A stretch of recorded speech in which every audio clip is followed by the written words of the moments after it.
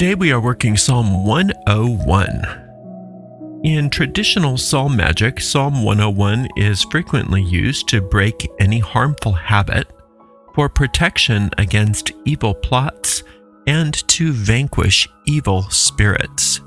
I would today like to use Psalm 101 for general protection, whatever kind of protection you need, whether that's physical, mental, psychic, whatever it is, to feel safe and protected by the love of the universe. The way we work psalm magic is very simple and effective. We take the psalm in question and we recite it out loud once all the way through without stopping. This is called an incantation. Once we've finished with that incantation, we take that same psalm and we go through it verse by verse, and we dig for hidden occult meanings behind each and every verse. Those we call magic seeds. It doesn't matter how good you think you are at it. You just do your very best. You take whatever it is that you've brought to the psalm and you try to apply what you find in the psalm to whatever the situation is at hand. And the work that you do is actually taking those magic seeds and planting them deeply in the fertile grounds of your mind, where they take root, they blossom forth, and they bear fruit after their kind. And that is exactly what you and I are going to do together right now with Psalm 101. I will sing of mercy and judgment. Unto thee, O Lord, will I sing. I will behave myself wisely in a perfect way. O when wilt thou come unto me? I will walk within my house with a perfect heart. I will set no wicked thing before mine eyes. I hate the work of them that turn aside. It shall not cleave to me. A froward heart shall depart from me. I will not know a wicked person. Whoso privily slandereth his neighbor, him will I cut off. Him that hath an high look and a proud heart will I not suffer. Mine eyes shall be upon the faithful of the land, that they may dwell within me. He that walketh in a perfect way, he shall serve me. He that worketh deceit shall not dwell within my house. He that telleth lies shall not tarry in my sight. I will early destroy all the wicked of the land, that I may cut off all the wicked doers from the city of the Lord. It starts out, I will sing of mercy and judgment. Unto thee, O Lord, will I sing. So in psalm magic, the symbol of singing is a way of creating change. Singing is vibration that creates a general disturbance in the atmosphere. It changes the way things are. We are being very clear here that in order for us to get any kind of a response, we have to be the ones to initiate it. So we have to create that disturbance in the air so that we can open to receive whatever it is that we're asking for. This is a psalm that uses the tetragrammaton to address the Lord. Remember, the Lord is not a deity in the traditional sense of the word when we work psalm magic. It's describing the force that is the source of all that is. It's a pre-gender force. So it's not a father, it's not a mother, it's not a personality. It is the pure creative force out of which all things are created in the moment. I will sing of mercy and judgment. The disturbance we are creating is that of mercy and judgment. When we are singing of mercy and judgment, we're trying to break up thought forms which are antithetical to mercy and judgment. In this case, we've said, I want to be protected. So a lot of times when we are asking for protection, we are perceiving some sort of threat. We're perceiving ourselves as somehow being vulnerable. So our first thought here is to create a disturbance in that thought form of vulnerability. I will behave myself wisely in a perfect way. O when wilt thou come unto me? I will walk within my house with a perfect heart. This is where I'm getting transactional energy from this psalm, because that second line in verse number 2, O when wilt thou come unto me? I'm going to do this and I'm going to do that. I'm going to do all of these things because I want you, Lord, to come unto me. It's important for us to recognize that transactional nature, because that's something that we have to look at within ourselves, to believe that we have to somehow do something to make ourselves worthy of being helped by the infinite.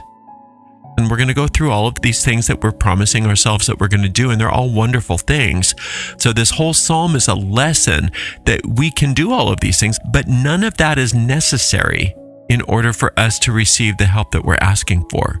We can receive the help that we're asking for and then do all of these things that we want to do because those are just the right thing to do, but not because the infinite's help is contingent upon anything that we do. All we have to do is receive the help that we're asking for. I will behave myself wisely in a perfect way.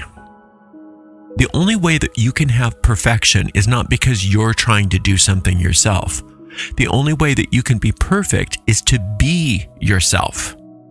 To behave wisely and in a perfect way ultimately isn't because I'm going to quit smoking and then I'm going to quit red meat and I'm going, those kinds of things. You can't create the perfect way yourself. You have to allow yourself to recognize the perfection within you. And then those other things just become, if they are reflections of your perfection, they just start becoming normal. Of course I'm going to do this. Of course I'm going to do that. It just becomes normal. And we have to reorient ourselves when we're working this psalm and to recognize we don't have to do anything in order to be perfect, because we already were created perfect. And that's where we are missing the mark. And the reason why we're feeling so vulnerable is because we believe that we're vulnerable. We were not created to be vulnerable. And we were not created to be victimized. We were created to be all powerful, just like God itself, just like this force. We are an extension of this force. Therefore, we have all the same creative powers. We have all the same essential qualities. But what happens is we have extra stuff that we've picked up along the way. We call that the ego mind. We have extra stuff that we've piled on top of ourselves, which makes us not understand who we really are. And therefore, we live a life based on the creative power of our mind that tells us that we're vulnerable, that tells us that we're not safe. And all of that miscreation comes from our misunderstanding that there's no way we could be unsafe. There's no way that we could be vulnerable. Very important to orient ourselves properly before we go through the rest of this psalm, because you don't want to get caught in the rabbit hole of saying, if I do this, then I'll get the help. If I do that, then I can get the help. If I do this, then I'll be safe. No, you've got to come from the point of view of, I was created perfect, I am safe, and I'm claiming that, and therefore, I'm going to do these things. I walk within my house with a perfect heart. Remember, your heart is your deep mind.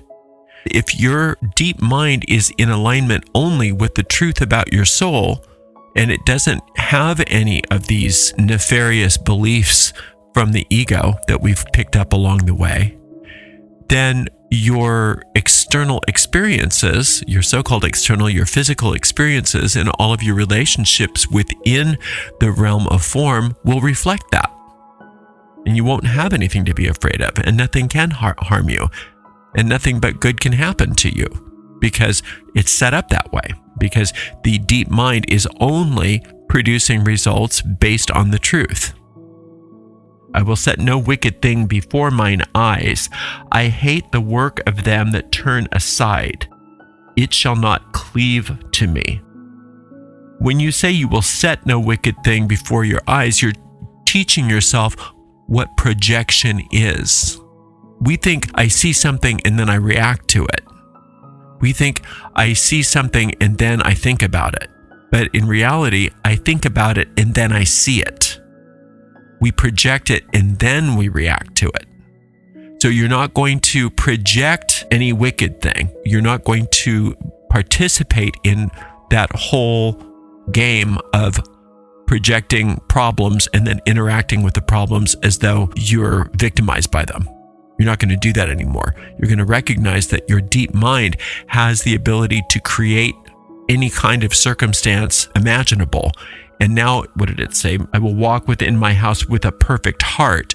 A perfect heart means the only thing that my deep mind holds are the thoughts that the infinite has for me, the truth of who I am. Therefore, I won't set any wicked thing before my eyes because I won't be projecting anything other than perfection.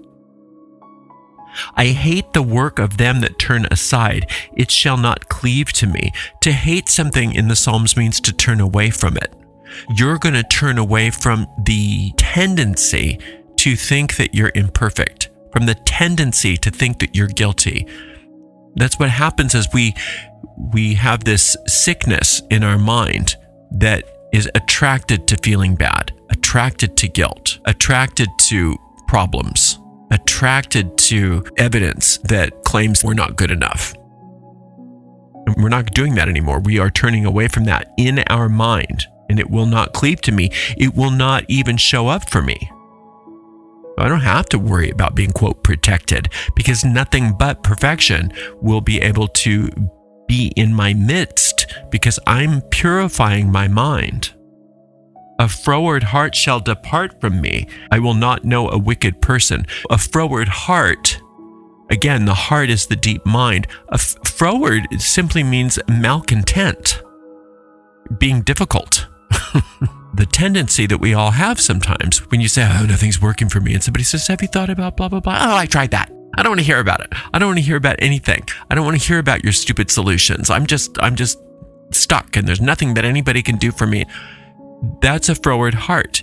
And when you purify that from your deep mind, those tendencies to look for every reason why nothing's good enough, nothing will ever work for you, why you have every reason to be upset, when that's purified from your deep mind, then you don't have any of those experiences anymore. And if those experiences come up, they're dissolved in an instant because you're not reacting to them anymore. I will not know a wicked person. What is being wicked? Being wicked is simply the ego, the idea that anything not God's will can exist. This very self-destructive, erroneous idea that rules the entire world, that there could be anything that God doesn't will. If God doesn't will it, it can't exist. But we have the freedom to believe anything we want to believe and to think anything we want to think. And if we don't take the time or the care to purify our deep minds of these false beliefs, then we get to experience those experiences based on those false beliefs, even though it's within the realm of this mass hallucination, this nightmare, this illusory experience that we all have here. But in God's mind, it's not happening. Therefore, it's not really happening. We just believe it's happening. We're just dreaming that it's happening. I will not know a wicked person. To know something in the biblical sense, a lot of times people think of that as intercourse, knowing something in the biblical sense. I'm not going to join with those beliefs anymore. I'm not going to join with those wicked beliefs in my mind. Whoso privily slandereth his neighbor, him will I cut off. So to slander your neighbor, did you hear about so-and-so? Did you hear about such and such? Gossiping, slandering. That is a reflection of what we do to ourselves. Anytime we believe we are less than perfect, we are committing slander against our neighbor. The only way that you can recognize something that's imperfect in somebody else is if you believe that it's there for you too. If you don't hold any of those beliefs about yourself, when somebody acts out, when somebody has bad behavior, if you don't have an ego thought that aligns with that, your immediate response is wanting to help them. Your natural response when you don't have those ego thoughts is not to criticize them. It's not to judge them. It's not to harm them in any way. It's to help them, because you recognize that the reason why somebody's acting like that is because they're in pain. It's because they're in the throes of a nightmare. They're in the throes of this illusion, and they don't know what to do. The only time that we are slandering our neighbor is when we're in the throes of the very thing that we're slandering them about on some level or another. But if we've purified them from our deep mind, or our heart as it's called in the Psalms, our reaction to them is not the same. If somebody's slandering us, we don't react to it in the same way any longer, because we understand that they're in pain. This whole psalm is all about purifying these things from ourselves. That's how you're safe, is by purifying the cause of your vulnerability from your own deep mind. To privily slander somebody means that you're doing it in private. What are you doing in the privacy of your own mind? What are the things that you're thinking about your neighbor in your own mind? And you think that you have these private thoughts, that you can think anything that you want about other people and that it's not going to affect you. But that's what makes you vulnerable, are those thoughts. Those so-called evil, wicked thoughts are the things that make you vulnerable to the attack that you're trying to protect yourself from. Your defensiveness comes from that. The reason why we get defensive about things is because we know that we are guilty of something. As soon as we purify the idea of guilt from our minds, we don't have that attraction to guilt anymore, then we have nothing to defend. Once you don't have anything to defend, there's nothing that can harm you because you recognize that you and the infinite are one, and it's not the infinite's will that you be attacked, that you be vulnerable.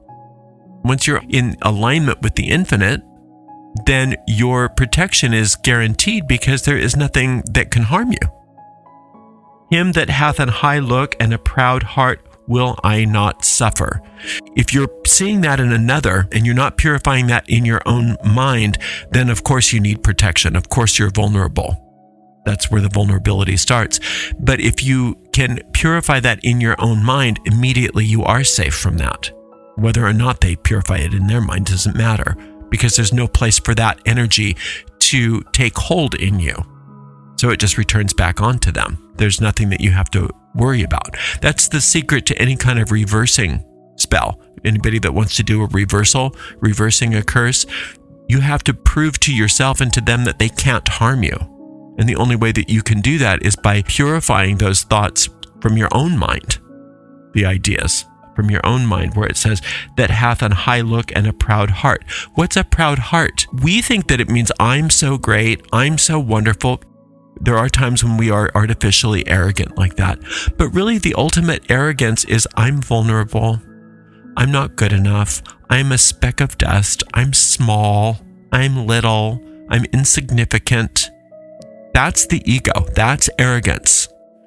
You're saying infinite intelligence created a perfectly powerful extension of itself as me. I can take that and turn it into nothingness. That's the ultimate proud heart and high look. So if you are feeling vulnerable, if you're feeling less than, if you're feeling small, if you feel not good enough, all of those kinds of things, you have to recognize it as what it is. That's arrogance. You don't have to know what to do with that, but you have to be willing to let it go. The psalm itself is designed in such a way that those things can be removed from you, but you have to be willing for those things to be removed from you. Those arrogant thoughts. So yes, of course, if you have false arrogance where you feel like you're better than other people, yes, we want those to be removed as well. But always those kinds of arrogances are covering up the deeper arrogance, which is that I'm insignificant, I'm not good enough, I'm small. Mine eyes shall be upon the faithful of the land, that they may dwell with me. He that walketh in a perfect way, he shall serve me. The land means your life. Every aspect, every possession, every relationship, everything that you're doing here in this incarnation, your conscious choice now, your eyes, is to be upon the faithful. We are focusing the power of our faith on the infinite. And we know that the infinite's will for us is happiness.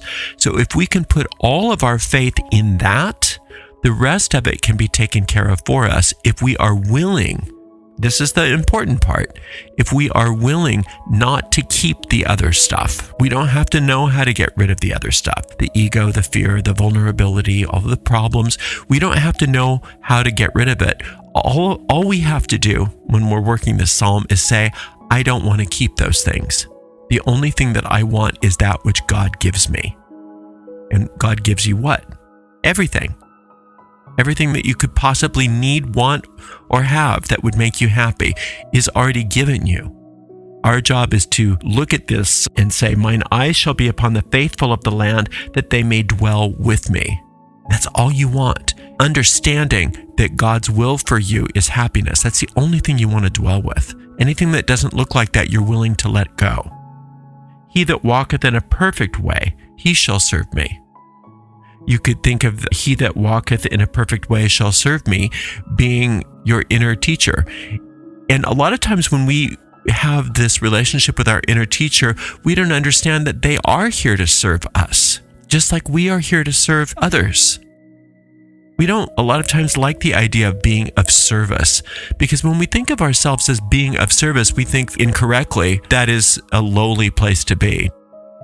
But any true boss is there to serve the employees. Any emperor is there to serve the empire. Any leader is there to serve whoever it is they're leading.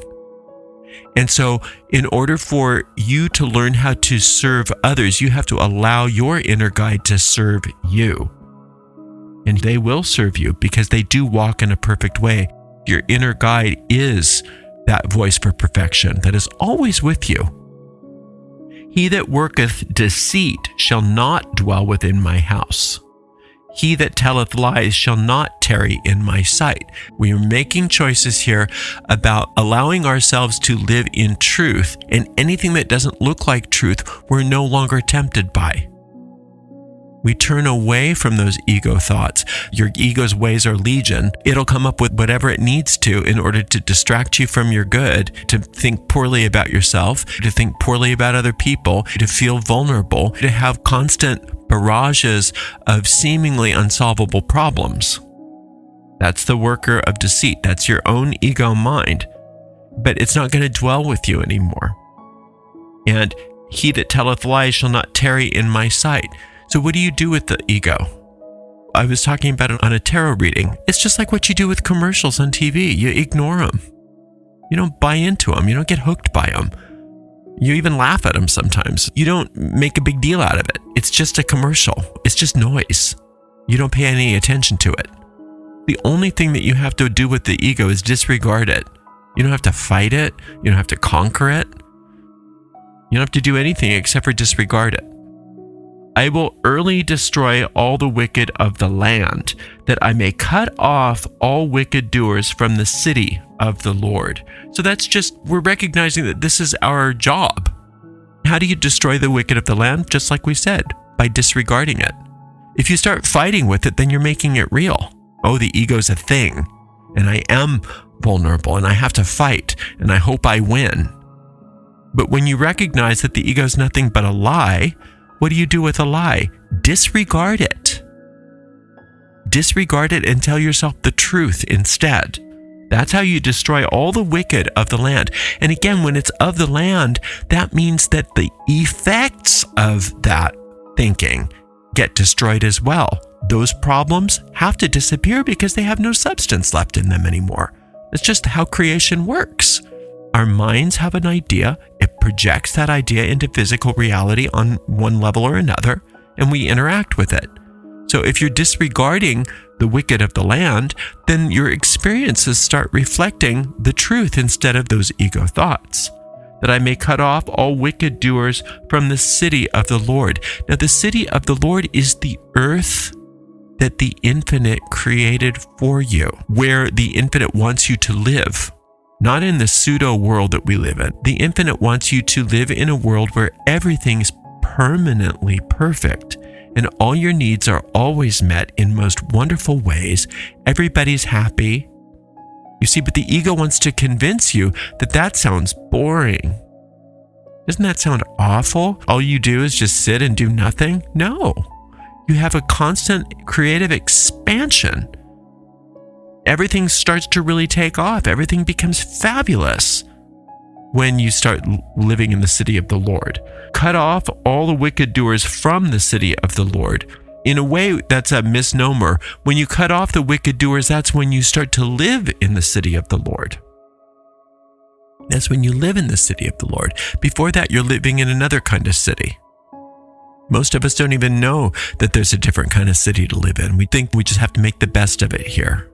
No, we don't have to make the best of it. We get to transform it. We get to transform it from that into something that the infinite wants for us. Anything that is unlike perfection, we notice it and we are willing to let it go. And the rest of it's just taken care of for us through that willingness.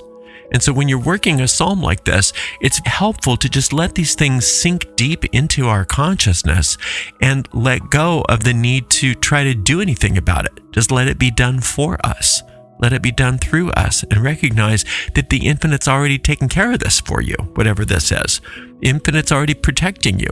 If you're having experiences where you're feeling vulnerable, this psalm, yes, it's going to take care of that, but it takes care of that by you removing your investment in it from your deep mind and allowing your deep mind to be purified so that there is no longer any cause for you to feel vulnerable. So you just keep coming back to this same psalm again and again until you get a sense that everything is working out. You get a sense of peace and a sense of certainty about the situation. When you get the sense of peace and certainty, that means that your spell is cast. It's completely done, and you don't have to work on it anymore. In fact, it's better for you not to work on it anymore. Just forget it. It's out of your hands and move on to something else. Thank you so much for spending some time with me today. Until next time, blessed be.